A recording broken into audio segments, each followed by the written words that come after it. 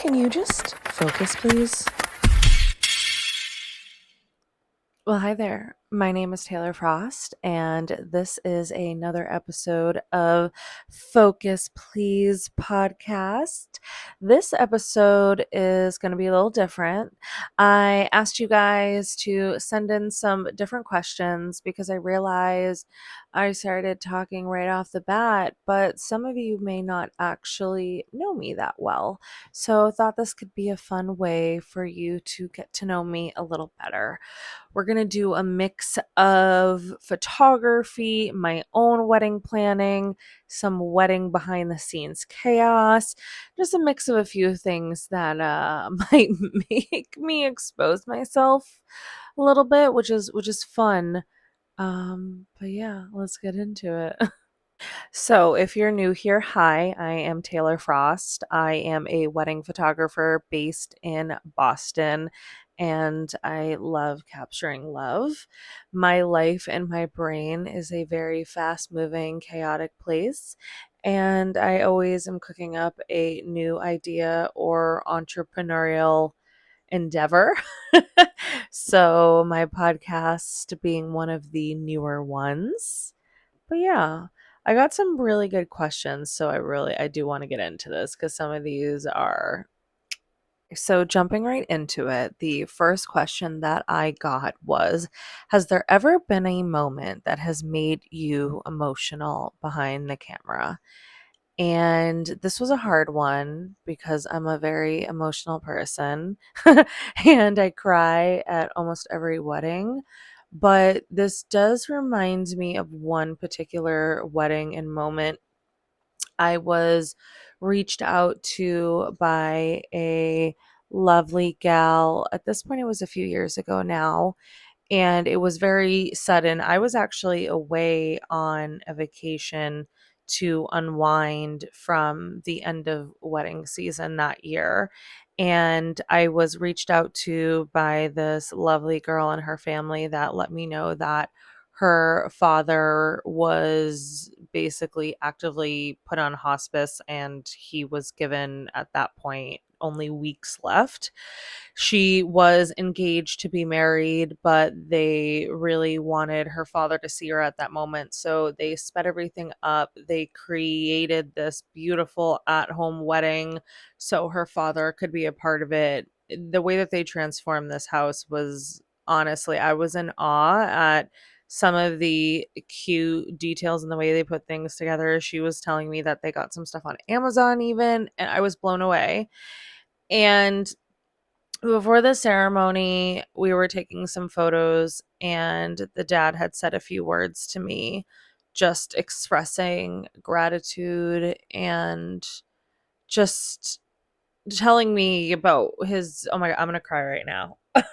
His daughter and her being a little girl and where she is now, and be, happy that he was able to be there for that moment and everything. So when the ceremony was happening, I was paying extra attention to dad, made sure that I got some photos of his reaction. And I'm so glad I did because his eyes and his face just said it all and 10 times over what he said to me before. It was probably one of the most emotional, powerful moments that I've had behind the camera. I was completely overwhelmed. I'm like barely able to see because my eyes were so watery. But it was just a really, really sweet moment and a moment of perspective for me. I've seen a lot of different weddings that there's been family members, not there for, and those hit really hard. But something about seeing someone actively dying and to see on their face them taking in this moment while also replaying so much stuff, their own mortality, their child when they were younger, it was just really overwhelming. And there was a intimate amount of us in a small space, so it was felt by everyone. But that was probably one of the most emotional moments that I've had behind the camera working a wedding. Yeah, for sure. Okay. Number two, what's something about wedding photography that couples think matters but actually doesn't? This is a good one. And I might get some heat for this. Personally, the venue. I'm taking pause so I can let the gasps that are being gusped settle. Because I hear a lot about this from the vendor's perspective, pushing venues. Ooh, okay. I'm gonna get shit for this from the vendors, but yeah, there's some venues that photograph beautifully, but like it kind of makes your job easier. It's not pushing you to your limits. It's not making you work hard. It's not making you creatively think.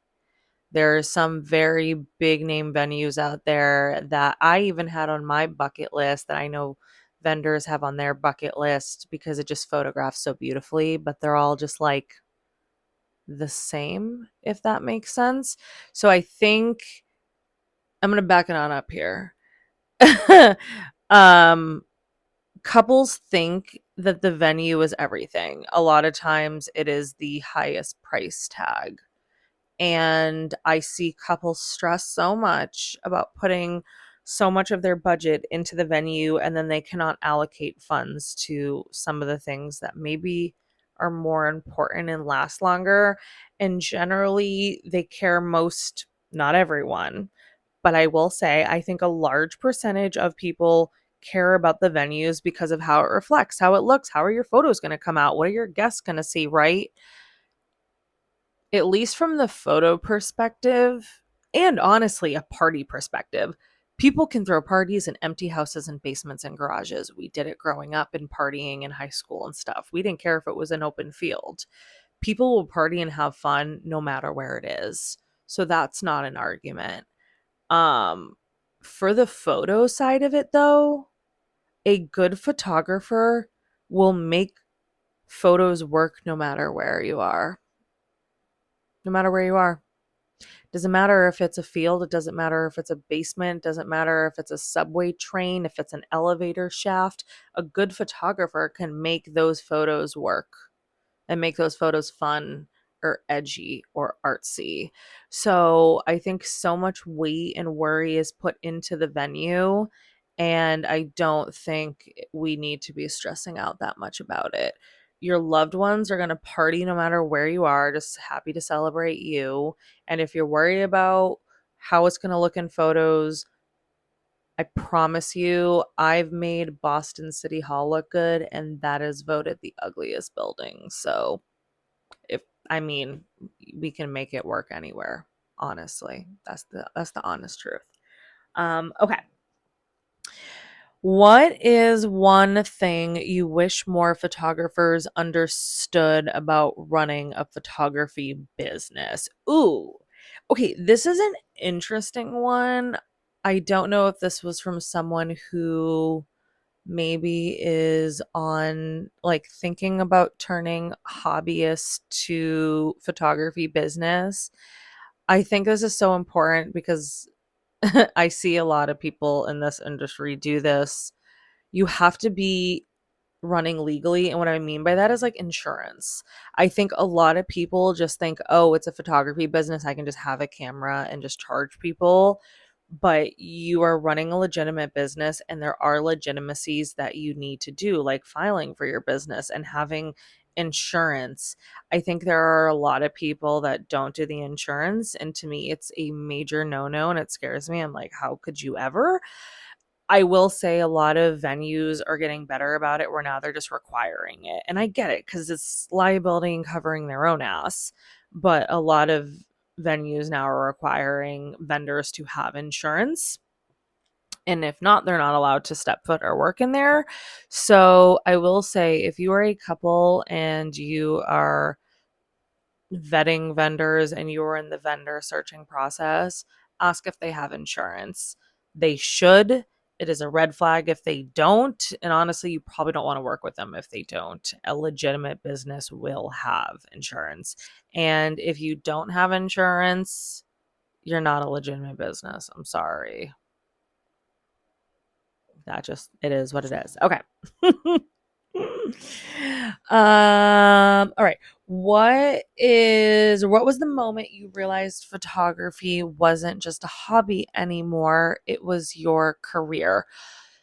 This was a ooh, okay, I'm actually really proud of some of the questions that came in, and this was a really, really good one because I think the moment that I realized it wasn't a career or it wasn't a hobby anymore was when I had worked one of my first backyard weddings really small, and I charged way under what I thought because I was new and I didn't understand cost of doing business and how to price properly.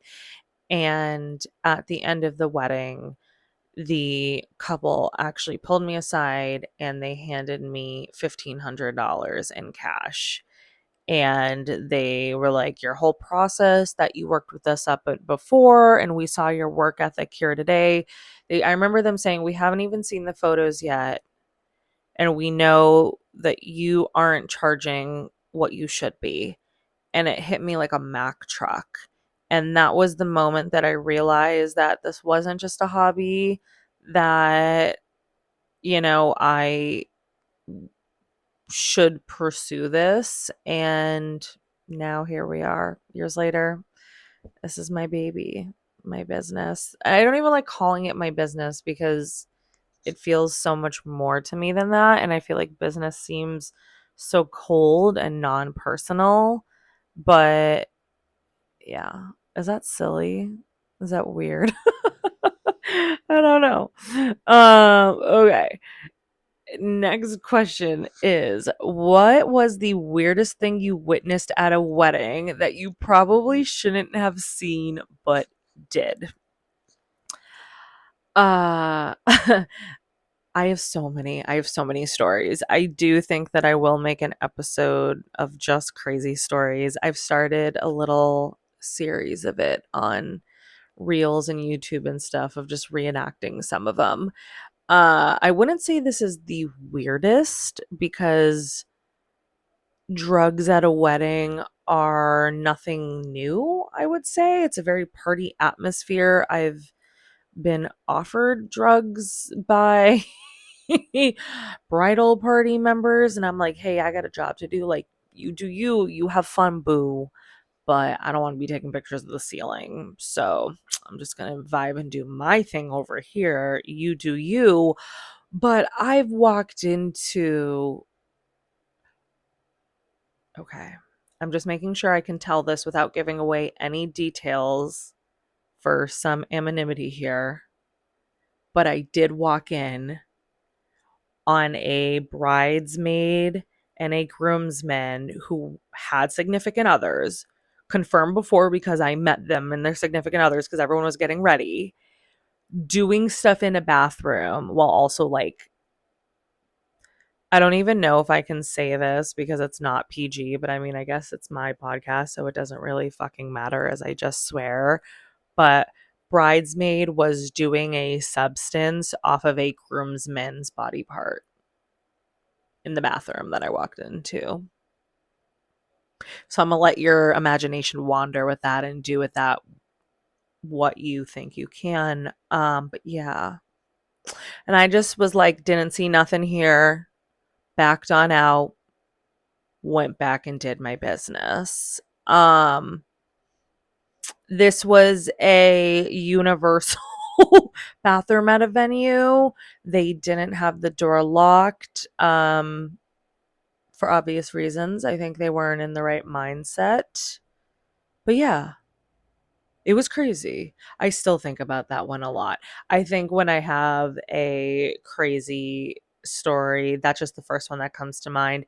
It depends who I'm telling it to because obviously, careful for your audience. I can't say the full thing in front of everyone. But people think I make that one up. They're like, that literally sounds like something out of the movie The Hangover. And I'm like, no, That was a wedding in New Hampshire.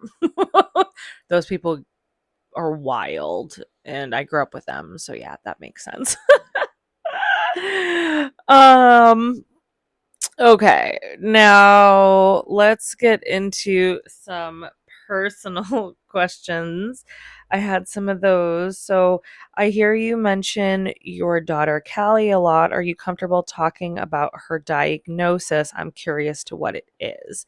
So my daughter Callie, who is going to be 13 this year, which is so gross to say, is a spunky little gal who has a few diagnoses, being autism spectrum disorder. She is diagnosed as level 3, which is considered pretty severe if you're kind of looking at it on a spectrum.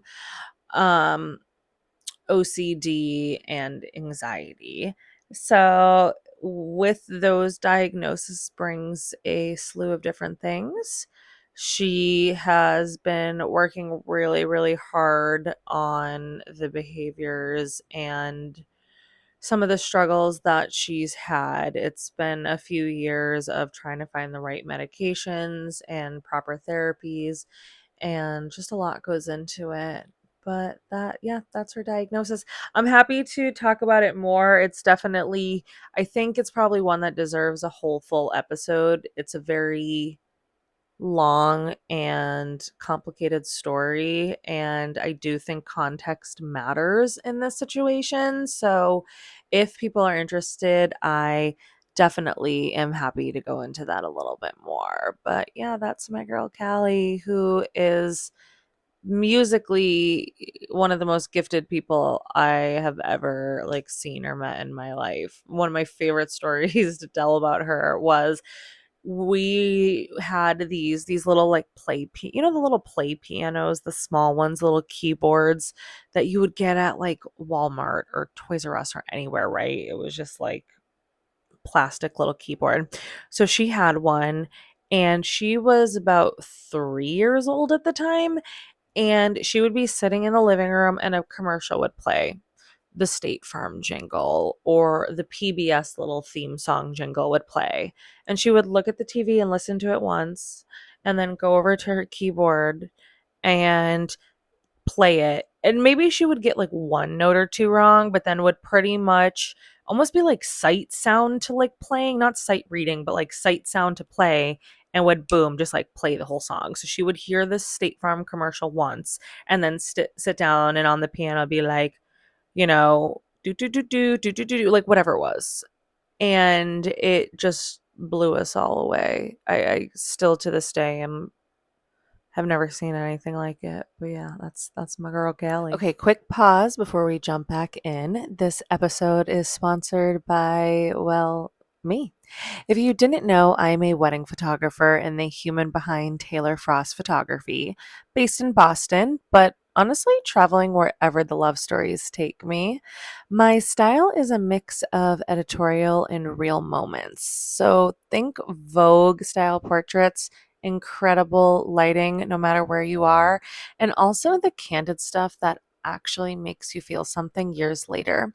If you're planning a wedding and you want photos that feel like you, not stiff, awkward, or overly posed, I might just be your girl. You can check out my work at taylorfrostphoto.com or find me on Instagram at Taylor Frost Photography. All right, let's get back to the episode. And we're back. The next question that I have here is, what does a normal day in your life actually look like when you're not shooting weddings? So I would say it depends on the time of year. I try to keep a somewhat normal routine, getting up in the morning, coffee, watching the news, getting some emails and things answered, hitting the gym.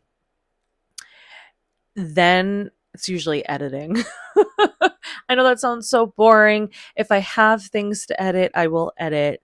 If I am in quieter season, like I am right now, sometimes I just relax. Sometimes I can devote that time to other hobbies.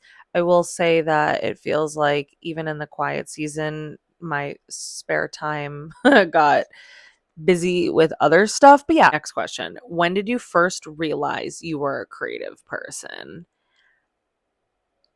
I think if you were to ask me now, I'd still jokingly say I'm not, but that is because I always learned to like self degrade. Um, but I would say it was high school, really, until around then. In high school, and I don't know, honestly, I can't even remember the true catalyst of what introduced me to art. I mean, obviously, we're introduced to art in our daily lives and things all throughout, but I mean, in an educational setting, I didn't have an art teacher specifically that like reached out to me or I felt, close to or sparked it for me. But something changed in high school. I was a sophomore in high school, that I remember, and I remember asking my dad for a DSLR camera, and I wasn't expecting to get one. It was just, "Hey, I think I find this interesting." Kind of put it on my Christmas wish list, and my dad luckily fostered that. He was creatively gifted himself, so I think it was something that he kind of knew and wanted to foster, which I so appreciate. And he got me my first camera, which was my Nikon D3000. And that was my first ever camera, and I've been a Nikon girl ever since. But yeah, that was when I first kind of noticed that I wanted to I had fun with it. I remember I was going out into the woods in my backyard and I was creating these fun ideas in my head. I had my one of my friends at the time come over, Kaylin, Kaylin Carter, and I remember I would like have her dress up and like put on these like masks that we created, and I had her do this like in the woods representation. But that's when I first started like playing around with like shoot ideas and with the camera. I was, what would I have been then? 14, 15 years old. So half my life I've been dabbling. I do think though, like I said, it's hard to know. When I realized would have definitely been high school. When I was introduced to it would have been far younger, because basically growing up half in Europe, you're just so much culture and art and history is just, you're living in it. So I feel like I was always immersed in it, but I didn't realize it until high school. That was a good question. That's a good one. Um, and another good one. What do you think your younger self would say if they saw your life now? And I'm going to try not to get emotional for this. And I'm going to actually hit my vape for this because I'm an adult and I'm not scared. Who's going to yell at me? My mom. But what do you think my younger self would say if they saw my life now?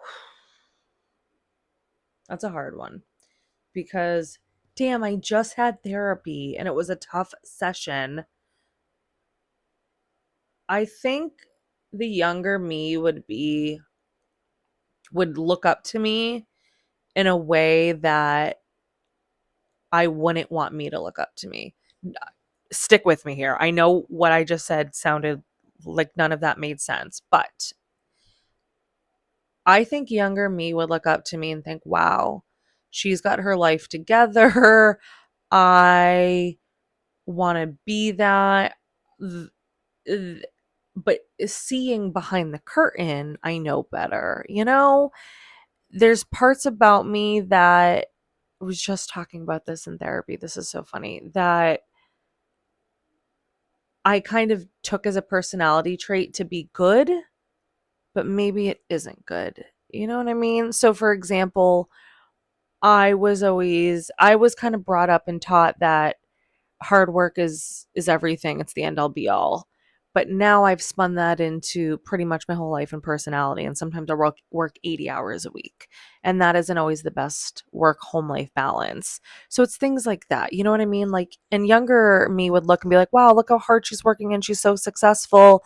But me now knows, but the sacrifice and cost is sometimes less family and friends and things like that. So older me would say to younger me, no, balance it out better. Like, does this all make sense? It's perspective and hindsight in 2020. But I do think younger me would be really proud.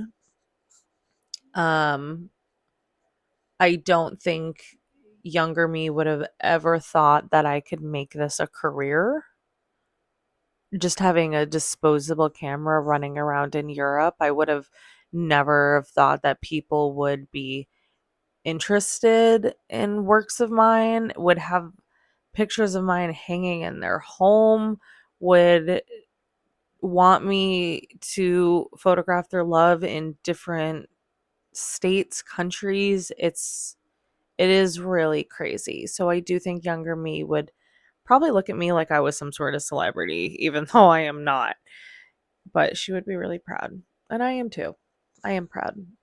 It's hard to say, but I am. I am. Okay. A fun one. What's one random thing you're obsessed with right now? Ooh, what am I obsessed with right now? Hold on. This is a hard one. And I actually need to text my fiance right now.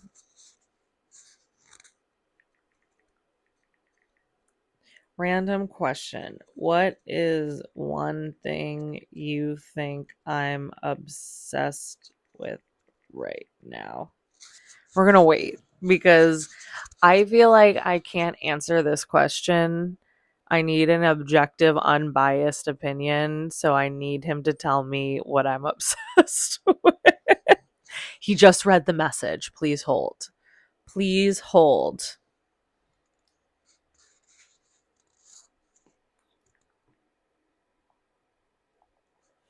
He's typing. I've never been so scared of an answer in my entire life.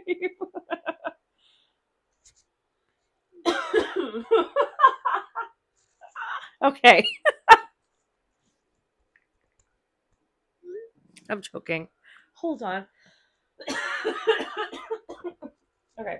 He said Arizona iced tea, which is funny because I feel like that's been an obsession my whole life, but I will say it has a hyper fixation right now.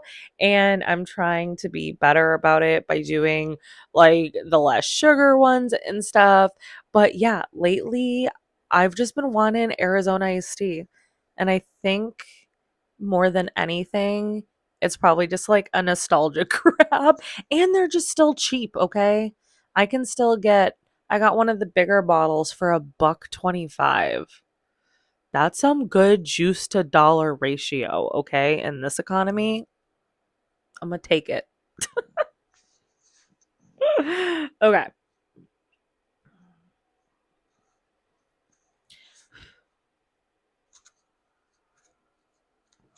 Ooh, okay, let's see. Now, next question. If someone followed you around for a day, what would probably surprise them most? And I think it's that I do 2-hour walks in my day. And again, I think this is part of the luxury of working from home a little bit. So I do try to break up my day with breaks. Because here's the thing, too, I'm a night owl. So I know it sounds crazy, but I like to work from like noon to 9. So I get a lot of stuff done in the morning. I might take a break here or there. But one of the things that I do love to do, not every day, but most days, is a 2-hour walk. And it is the most therapeutic thing for me. My therapist told me that it does help me with some bilateral EMDR stimulation. But it is when I reset, it's when I get a lot of my creative ideas on my walk. So I'm walking and I'm listening to music or podcasts and I'm getting a lot of ideas. I'm writing things down. And this could be anything from shoot ideas to videos to email replies. I get a lot of my work done and a lot of my creative endeavors on my walks. So that would probably surprise me. If you followed me around, you would have to come on my 2-hour walk. And it's fun because a 2-hour walk around Boston and Greater Boston means that you're hitting multiple towns. So I hit, I think, 2 or 3 towns on my walk in my loop. It sounds crazy, but we're all right on top of each other. And I'm at the corner of like 4 different towns. So yeah, I think that would surprise people about me. I might not look like some skinny little twig, but I weightlift and I go on long walks. So your girl built and she thick. Okay. Okay.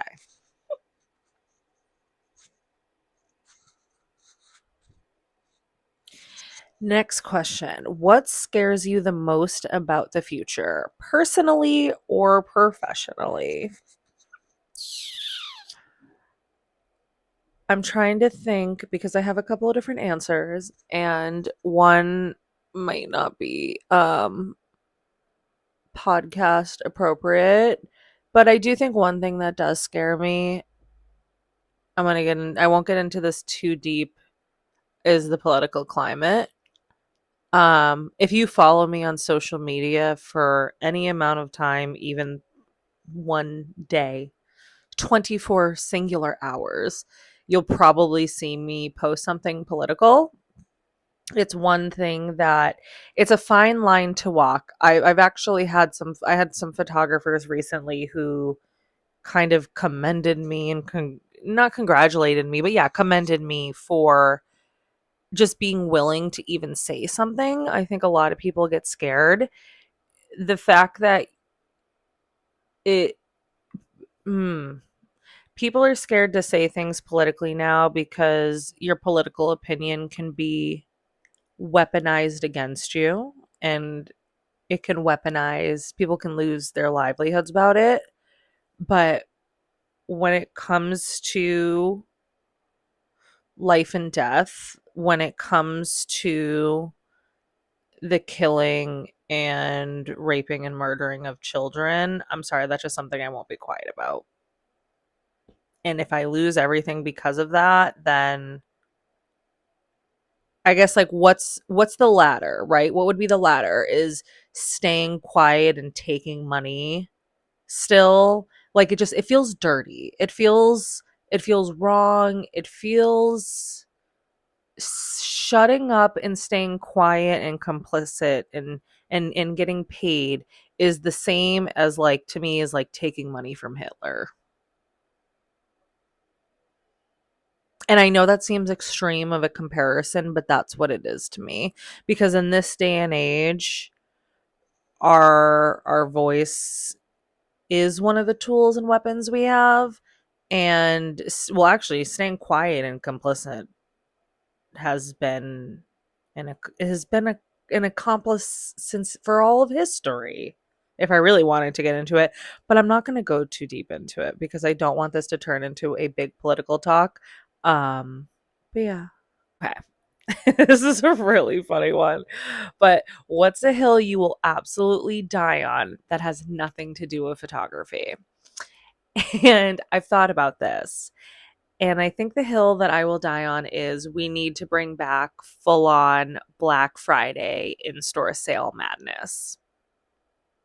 Wait for it, okay? Here's my theory. Society was at its best then. Think about the chaos of the 90s and like the Cabbage Patch doll rushes and people and all those Black Friday moms and all those, like, we can all remember those scenes in our head, right? Think about how great society was at the time, okay? Here's my theory. That was our societal version of the purge. We got it all out of our system and we were able to like stampede and beat the shit out of our neighbors, and then we all went back in society and we're like fine and normal human beings to each other. But now, because we do all of our online shopping, we're all assholes and our rage is all built up, so the minute you see a person, you explode on them. I'm telling you, I think there's something to be said for this. So we just need one day a year, Black Friday, where we all line up and just put us all in a giant box store and duke it out. Society will thank us again. I'm telling you, there is a direct correlation there, honestly. Next question is, be honest. Do photographers judge wedding guests? We do. We do. We do. It I mean, it can depend on a variety of situations, but we sure do. It could be the demeanor that someone is having. I've seen people be very rude and interrupt during a ceremony, and I'm like, you should know better. I'm judging you. I've seen the aunt that's come in wearing white. I sure as shit judged her. So we do. We judge. And then we have photographic evidence of you. So then when we go back and we're editing, we're like, oh yeah, that aunt that wore white. And then we judge again. So it happens. And anyone that tells you that they don't is surely, surely lying. Okay. Let's see the next question. Da, da, da, da, da, da, da, da. What's something that tells you that instantly tell, oh, sorry. Restart. Oh, what's something that instantly tells you a wedding is going to be a really good one? It's usually the personality and the vibe of the couple when I see them. I usually can tell in the getting ready portion when I walk up to a couple and I say hi and I kind of feel the crowd, see how the day is going so far. That usually sets the tone. I can tell from that moment and that tone how the rest of the day is going to go, whether it's how stressed people are, how they're talking, their verbiage, are they rushing around. It really can be a good indicator for how the day is going to go. Yeah. All right. Our favorite segment. What is something that I am focusing in on right now? And this is a fun one because I don't always get to answer this question, but I think what I am focusing in on right now is getting my workouts back in line. I really fell off the wagon. And I have to give myself some grace. It's because I had a major surgery last year. So I was in recovery and I was in bed rest for a while and I couldn't work out and I had to let my muscles heal and things like that. So getting knocked down and having to start weightlifting back at a really low weight mentally was really hard to get over. But I have been approaching my workouts differently and really incorporating calisthenics and Pilates into my overall workout routine, which I never used to do. I just used to go hardcore weights. So I'm really trying to approach things more holistically, better for my body. I'm trying to do things also longevity wise. I guess my workouts used to really only be about vanity and wanting to be skinny and hot, and I'm doing it for my health this time. So I really want to get my workouts in line, get everything back in order, get me into a good routine, but that's what I'm kind of focusing in on right now. I want to thank everyone that sent in their questions. I didn't get to all of them, but I am going to save some more for next time. And if you have any questions that you would like to ask, please leave a comment. I will be doing another one of these in the future. But that's it, guys. Bye.